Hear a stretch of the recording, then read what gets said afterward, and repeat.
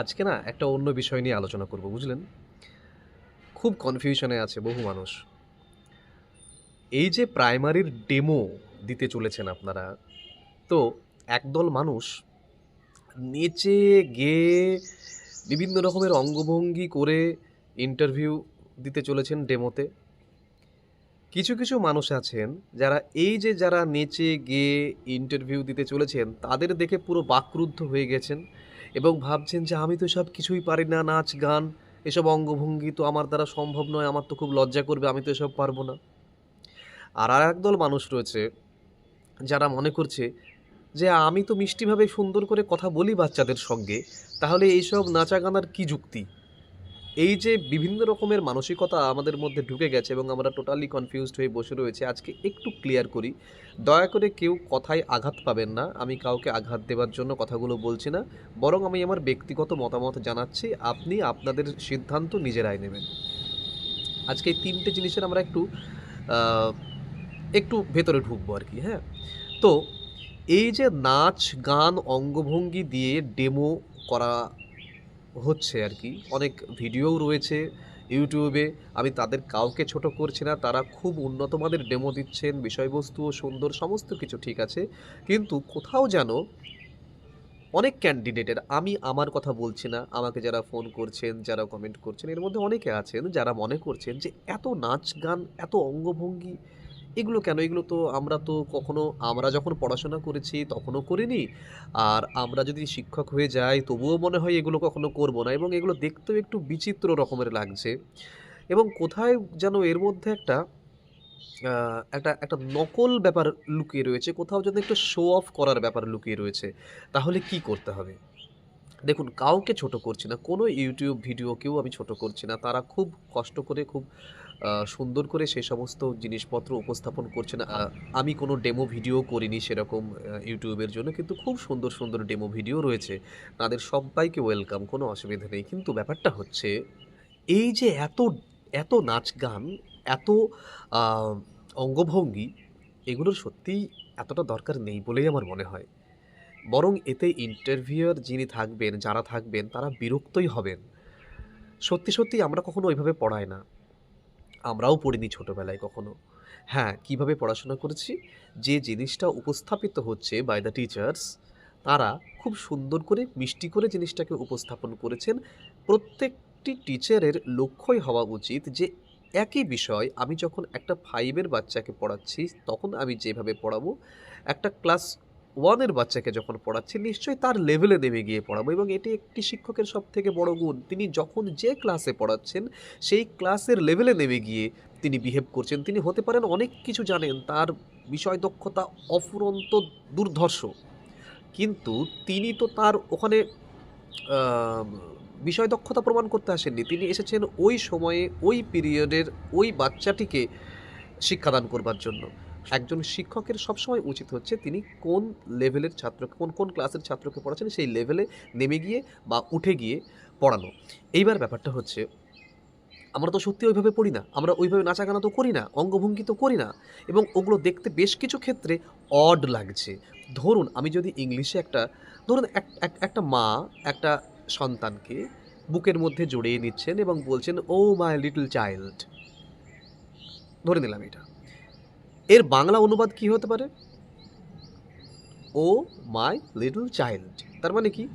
এখন যদি তার বাংলা অনুবাদ এরকম করা হয় যে ও আমার ছোট্ট বাচ্চা, মানে যদি, মানে একটা নাটক ধরুন দেখছেন বা একটা সিনেমা দেখছেন, তার যদি আক্ষরিক আমি অনুবাদ করি, বা একটা গল্প পড়ছেন তার যদি আক্ষরিক অনুবাদ, আপনাদের অড লাগছে ব্যাপারটা শুনতে, না লাগছে না? ও মাই লিটল চাইল্ড, এটার বাংলা অনুবাদ যদি কেউ, একটা বাচ্চাকে একটা মা বুকের মধ্যে জড়িয়ে নেয় এটা বলে যে ও আমার ছোট্ট বাচ্চা, দেখুন অড লাগছে। তাহলে এখানে আমাদের বাংলা ভাষার নিজস্ব একটা ওয়ার্ড বা এক্সপ্রেশন এখানে কিন্তু দিতে হবে, তাই না? যেরকম আমি যদি বলি, মানে একজন একজন মা বাংলায় কি করে তার ছেলেকে আদর করে? সোনা বলে আদর করে, তাই না? তার ও মাই লিটল চাইল্ড, এটাকে যদি বাংলায় আমি বলি ও সোনা বলে, মা সন্তানকে জড়িয়ে ধরছে, দেখুন এখানে কিন্তু এটাকে আমরা অনেকটা রিলেট করতে পারছি। এবার দেখুন, আপনি যদি একটা ডেমোতে আপনি প্রথমে শুরু করছেন, কি ব্যাপার আমার ছোট্ট ছোট্ট ফুলের মতো বন্ধুরা, কেমন আছো? এটা একদমই মানাচ্ছে না। এটা অড লাগছে শুনতে, আর্টিফিশিয়াল লাগছে। দেখুন একটা জিনিস সবার আগে মাথায় রাখতে হবে, no acting is actual acting. আমরা তো বিভিন্ন সিনেমা দেখি, বিভিন্ন অভিনয় দেখি। দেখবেন যারা অভিনয় অভিনয় দক্ষতা যাদের নেই, তারা কিন্তু বেশি হাত পা ছড়িয়ে অভিনয় করতে যান। যাদের অভিনয় ক্ষমতা রয়েছে, তাদের অভিনয় দেখলে বোঝাই যায় না তিনি আদৌ অভিনয় করছেন কিনা। মনে হয় যেন তিনি জাস্ট রিঅ্যাক্ট করছেন। অ্যাক্টর না, জাস্ট রিঅ্যাক্টর। তাই না? তাহলে আপনি তো ওখানে ওই অভিনয় করতেই তো গিয়েছেন। আপনি ওই ১০ মিনিট ১৫ মিনিট যাই হোক না কেন, আপনি অভিনয় করতে গিয়েছেন ওই মুহূর্তে। তাহলে কি হচ্ছে ওই সময়ে আপনার অভিনয়টাকে যেন অভিনয় বলে মনে না হয়, সেই আ দায়িত্বটাও আপনাকে নিতে হবে। তো কি ব্যাপার ফুলের মতো ছোট্ট বন্ধুরা কেমন আছো? আমরা সবাই ভালো আছি। এই যে টোনটা, এই যে এক্সপ্রেশনটা আমার ঠিক বলে মনে হয় না। কেমন?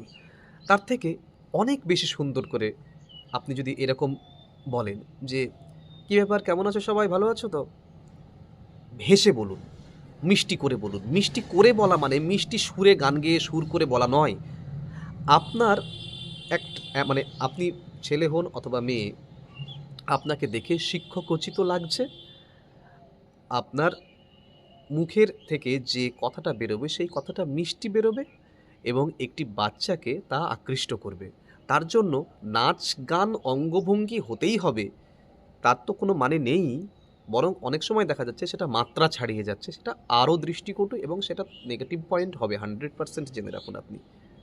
দেখুন আপনি যেদিনকে ক্লাস নিচ্ছেন, সেদিন হয়তো আপনার বাড়িতে কোনো একটা গন্ডগোল হয়েছে বা রাস্তায় আপনি কোনো একটা অ্যাক্সিডেন্ট ছোটখাটো করে এসেছেন, তারপরেই ক্লাসে ঢুকেছেন। তবুও কিন্তু আপনাকে সেই হাসি মুখে অভিনয় করেই কিন্তু পড়াতে হবে। হাসি মুখেই বাচ্চাদের জিজ্ঞাসা করতে হবে, "কেমন আছো? ঠিক আছে চলো" বলে একটা পূর্বপাঠ এই করে টিউনিং করে ঢোকাচ্ছেন। এগুলো কিন্তু অভিনয় আছে কিন্তু এর মধ্যে। তাই না? প্রত্যেকটি প্রফেশনে কিন্তু ওই অভিনয়টুকু থাকে। তাই না? সেটুকু কিন্তু রাখতেই হবে, সেটা ডেমোতেও রাখতে হবে। কিন্তু তাই বলে নেচে গিয়ে বিশাল কিছু করে দেখাতে হবে, শো অফ করতে হবে যে আমি এগুলো করতে পারি, আমি কতটা মজা দিতে পারি। মজা দেওয়াটা আপনার ইন্টারভিউয়ে দেখা হচ্ছে না আপনি কতটা মজা দিতে পারেন। আপনার ইন্টারভিউয়ে কখনোই দেখা হবে না যে আপনি কতটা মজা দিয়ে পড়াচ্ছেন, বরং আপনি সঠিক পড়াচ্ছেন কিনা এবং তার মধ্যে লিমিটেড মজা বা আনন্দটুকু রাখতে পারছেন কিনা। সেই আনন্দ আপনার স্মাইলিং ফেসের মাধ্যমেও দেওয়া যেতে পারে, আপনার সুন্দর আই কন্ট্যাক্টের মাধ্যমেও দেওয়া যেতে পারে। তার জন্য নাচ গানই যে করতে হবে তার কোনো মানে নেই। সুতরাং নাচ গান বা অতিরিক্ত নাচ গান কখনোই ঠিক নয় যদি তা শেখানোর উদ্দেশ্যের সাথে সরাসরি যুক্ত না হয়। ডেমো ক্লাসে ইন্টারভিউ বোর্ড কি দেখবে? তারা মূলত দেখবে আপনি কিভাবে বিষয়বস্তুটা শেখাচ্ছেন, শিশুদের বোঝাতে পারছেন কিনা, ক্লাস কন্ট্রোলে রাখতে পারছেন কিনা, এই সমস্ত জিনিসপত্র। তাই খুব হালকা নাচ গান গ্রহণযোগ্য, কোনো অসুবিধা নেই, কিন্তু সেটি যেন শেখার সহায়ক হয়, সেটা যেন আপনার শো অফের একটা মাধ্যম না হয়ে যায়। যেমন ধরুন ছড়া, টেবল, বর্ণ ইত্যাদি শেখাতে আপনি হালকা গান বা কোনো মানে একটা মুভমেন্ট ব্যবহার করছেন, ঠিক আছে, ওয়েলকাম, কোনো অসুবিধা নেই। ভাষা ক্লাসে ছোট্ট রিদম বা তালি ব্যবহার করছেন আপনি, শিশুদের আগ্রহ বাড়ছে, কোনো অসুবিধা নেই তাতে। কিন্তু বিষয়বস্তুর বাইরে গিয়ে যখন আপনি লম্বা নাচ করছেন, পারফরমেন্স করছেন একটা কোনো কিছুর, সেক্ষেত্রে কিন্তু বোর্ড মনে করতেই পারে যে আপনি শো করছেন কোনো কিছু, এবং মানে সেটি তো বাধ্যতামূলক তো নয়ই, বরং আপনার গোটা ডেমোটার মধ্যে ক্যাচাল পাকিয়ে দিচ্ছে কিন্তু। ইন্টারভিউ বোর্ড মনে করতে পারে যে তাতে সময় বেশি নষ্ট হচ্ছে এবং লার্নিং আউটকাম স্পষ্ট হচ্ছে না। এমন ধারণা কিন্তু করতে পারে ইন্টারভিউ বোর্ড। সুতরাং লিমিটেড কোনো কিছু ওয়েলকাম, কোনো অসুবিধা নেই। লিমিটেডও শুধু নয়, লিমিটেডের সঙ্গে তার জন্য গ্রহণযোগ্যতা থাকে, তার জন্য প্রাসঙ্গিকতা থাকে। ইন্টারভিউ বোর্ড ডেমো ক্লাসে নাচ গান দেখে না, তারা দেখে আপনি একজন কার্যকরী প্রাথমিক শিক্ষক হতে পারছেন কি পারছেন না। তাই নাচ গান একটি টুল, মূল বিষয় নয়। নাচ গান যদি মূল বিষয়কে ছাড়িয়ে যায়, ব্যাস আপনার ডেমো নষ্ট কিন্তু একদম। ডেমোতে তারা বিশেষ করে যে দিকগুলো লক্ষ্য করে সেগুলো কি, আপনি শিশুর মনস্তত্ত্ব বোঝেন কিনা, বয়স অনুযায়ী শেখার পদ্ধতিটা ঠিক হচ্ছে কিনা, ওই যে যেটা বললাম লেভেলে, কোন লেভেলে আপনি চলছেন। 5 এর বাচ্চাকে যে লেভেলে, নিশ্চয়ই 1 এর বাচ্চাকে সেই লেভেলে পড়াচ্ছেন না। সময় যে ব্যবস্থাপনা সেটি ঠিকঠাক করতে পারছেন কিনা, এবং লার্নিং আউটকাম সেটি স্পষ্ট হচ্ছে কি হচ্ছে না। নাচ গান কখন প্লাস পয়েন্ট হয়? ক্লাসের শুরুতে সুন্দর একটুখানি মনোযোগ আনার জন্য আপনি একটা 15-20 সেকেন্ডের একটা ছোট্ট অ্যাকশন সং বা কোনো কিছু ব্যবহার করতে পারেন, যদি সেটা গ্রহণযোগ্য হয়, যদি সেটা প্রাসঙ্গিক হয় তবেই। ভাষা বা গণিতে মুখস্থ নয়, অনেক সময় আনন্দ দিয়ে শেখাতে হয়, সেক্ষেত্রেও একটু প্রযোজ্য। অনেক সময় লাজুক শিশুকে অংশগ্রহণ করাতে হয়, তখনও সামান্য প্রযোজ্য হতে পারে। আর নাচ গান কখন মাইনাস পয়েন্ট? ডেমোর বেশিরভাগ সময় ধরে আপনি নাচ গান চালাচ্ছেন, বিষয় না শিখিয়ে আপনি আনন্দ দেখানোর কাজটি করছেন বাচ্চাদের। না, বিষয় না শিখিয়ে আনন্দর কোনো দাম নেই। আপনি কিছু শেখাচ্ছেন, আপনি যাই করুন না কেন, আপনি কিছু শেখাচ্ছেন, সেই শেখানোর উপরে গুরুত্ব আরোপ করা হবে সবার প্রথমে। তার একটি টুল হচ্ছে ওই আনন্দ দেওয়াটা। সুতরাং নিজের পারফরমেন্স দেখাতে যাবেন না। বোর্ড অনেক সময় কাউন্টার প্রশ্ন এরকমও করে ফেলতে পারে। আপনি যদি এই যে এটি দেখালেন, আপনাকে ধরুন আমি বললাম যে নাচ গান করতে দেব না, তাহলে কিভাবে পড়াবেন? মানে নাচ গান বাদে আপনি এটা কিভাবে পড়াবেন? এই সময় কিন্তু আপনাদের কিন্তু একদম প্রস্তুত থাকতে হবে। সঠিক উত্তরটি এভাবে দেবেন যে গান একটি সহায়ক মাধ্যম বা নাচ একটি সহায়ক মাধ্যম, কিন্তু আমি প্রশ্নোত্তর, টিএলএম, গল্প, বাস্তব উদাহরণ দিয়েও এগুলো পড়াতে পারি। যদি ওরকম কিছু আপনি দেখান আর কি নাচ গান, এই উত্তরটিও কিন্তু রেডি রাখতে হবে। মনে রাখতে হবে, ভালো প্রাইমারি শিক্ষক ইজ ইকুয়াল টু ভালো শেখানোর ক্ষমতা। নাচ গান প্রাসঙ্গিক যদি হয়, যুক্তিসঙ্গত যদি হয়, তাহলে ভালো।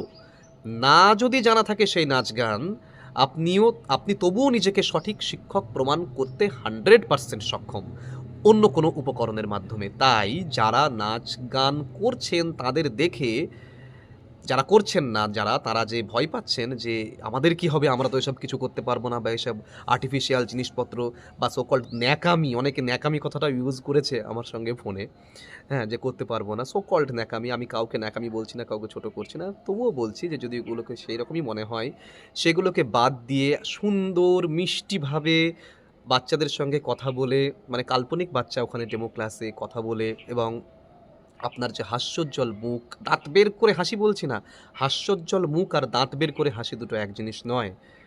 আপনি কিন্তু ট্যাকেল করতে পারেন গোটা ক্লাসটাকে, গোটা ডেমোটাকে। নাচ গানের তার জন্য কোনো প্রয়োজন পড়বে না। আপনার সুন্দর শিক্ষকোচিত আচরণ, আপনার সুন্দর অবয়ব, আপনার সুন্দর আচরণ, আপনার হাস্যোজ্জ্বল মুখ এবং বাচ্চাদের প্রতি যত্ন সহকারে উচ্চারিত প্রত্যেকটি শব্দ ডেমো ক্লাসে আপনাকে অন্যদের সবার থেকে এগিয়ে রাখতে সক্ষম। সুতরাং নাচ গান লিমিটেড, যদি দরকার হয়, যদি প্রাসঙ্গিক হয় তবেই। যদি নাও করেন সেই নাচ গান, তাহলেও ভয় পাবার কোনো কিচ্ছু নেই। আপনি অন্য উপকরণের মাধ্যমে সঠিকভাবে সেই ডেমোতে ভালো নম্বর পেতে পারেন এবং ভালো করে ডেমো দেখাতে পারেন। এবং অ্যাকচুয়ালি আপনি যে প্রাইমারি টিচার হয়ে যাবেন, তারপরে আপনি দেখবেন যে ক্লাসে গিয়ে ওইরকম নাচ গানের থেকে বেশি, ওইরকম নাচ গান বা অঙ্গভঙ্গির থেকে আপনাদের সুমিষ্ট কথা, সুন্দর করে বাচনভঙ্গি, অথবা বাচ্চাদের প্রতি যে স্নেহপূর্ণ যে কথাবার্তা, সেগুলোই কাজে লাগছে বেশি। এবং শুধুমাত্র প্রাইমারির ক্ষেত্রে নয়, এটা যে কোনো স্কুলেই, হাই স্কুলেও যারা 9, 10, 11, 12 দিচ্ছেন তাদের ক্ষেত্রেও সমানভাবে প্রযোজ্য। সুতরাং বেফিকার থাকুন। নাচ গান বা অঙ্গভঙ্গি ওগুলো দেখে যারা প্রবলেমে পড়ে যাচ্ছেন, তারা বেফিকার থাকুন। একদম নিজের মতো করে ডেমো তৈরি করুন। যখন ডেমো দেবেন, মুভমেন্ট করবেন, 45 ডিগ্রি অ্যাঙ্গেল বজায় রাখবেন বোর্ডের সঙ্গে। বোর্ড ঢেকে লিখবেন না, মানে যারা কাল্পনিক স্টুডেন্ট তারা যেন আপনার পিঠ দেখতে না পায়, মানে পিঠের জন্য যাতে বোর্ড ওয়ার্ক দেখতে না পায়, একটু অ্যাঙ্গেল করে লিখবেন। বাচ্চাদের সঙ্গে কমিউনিকেট করবেন, বাচ্চাদের টিউনিং করিয়ে পাঠের মধ্যে ঢোকাবেন, বাচ্চাদের সঙ্গে কনভারসেশনে যাবেন, বাচ্চাদের সম্বোধন করবেন। কিন্তু ওই যে বললাম, ও আমার ছোট্ট বন্ধুরা, এই রকম আর্টিফিশিয়াল লাগে এগুলো, ঠিক আছে? বরং নাম ধরে ডাকুন না, কাল্পনিক বাচ্চাদের নাম ধরে ডাকুন, ঠিক আছে? স্ট্রেট থাকুন, সুন্দর থাকুন। ওই সমস্ত আর্টিফিশিয়াল জিনিসগুলো বাদ দিয়েও আপনি খুব সুন্দর করে ডেমো দিতে পারবেন, ঠিক আছে? এই ফর্মালিটিগুলো বজায় রাখুন এবং একটু মুভমেন্ট করুন, হাসি মুখে কথা বলুন বাচ্চাদের সঙ্গে, কাল্পনিক বাচ্চাদের সঙ্গে, ডেমোতে ভালো নম্বর পাবেন, ঠিক আছে? এই জিনিসটা নিয়ে অনেকের অনেক প্রবলেম ছিল, সমস্তটা ঠিক করে দেওয়ার চেষ্টা করলাম। অনেকের অনেক কনফিউশন, সবাইকে তো আমি ফোন করে বলতে পারছি না যে এই ব্যাপারটাতে, মানে অনেকে ফোন করছেন, অনেকে বলছেন যে আমি কী করব, আমি তো নাচ গান করতে পারি না, আমার তো ওগুলো দেখে ন্যাকামি মনে হচ্ছে, কী করব, এরকম অনেকে বলছেন। ভয় পাওয়ার কিচ্ছু নেই, ওটা একটা টুল। যদি সেটা প্রাসঙ্গিক হয় তবেই, ওটা একটা টুল। আপনি সেই টুল ছাড়াও অন্য টুলের মাধ্যমে, অন্য টিএলএম এর মাধ্যমে, অন্য উপায়ে আপনি খুব সুন্দর করে পড়াতে পারেন এবং ডেমোতে খুব ভালো রেজাল্ট করতে পারেন। ঠিক আছে? এটি আমার ফোন নম্বর। যদি কোনো রকমের ইন্টারভিউ সংক্রান্ত কোনো প্রশ্ন উত্তর তৈরির দরকার হয় অথবা যদি কোনো কোয়ারিজ থাকে তাহলে আমাকে হোয়াটসঅ্যাপ করতে পারেন, কোনো অসুবিধা নেই। আর ইন্টারভিউর ভিডিও রোজ আসছে, সেগুলো ভালো করে লক্ষ্য করুন। আর যদি মনে হয় পিডিএফ নেবেন তাহলে পিডিএফের নম্বর দেয়া থাকে ভিডিওর মধ্যে, সেগুলো কালেক্ট করে নিতে পারেন। দেখা হচ্ছে পরের ভিডিওতে খুব তাড়াতাড়ি। ভালো থাকবেন।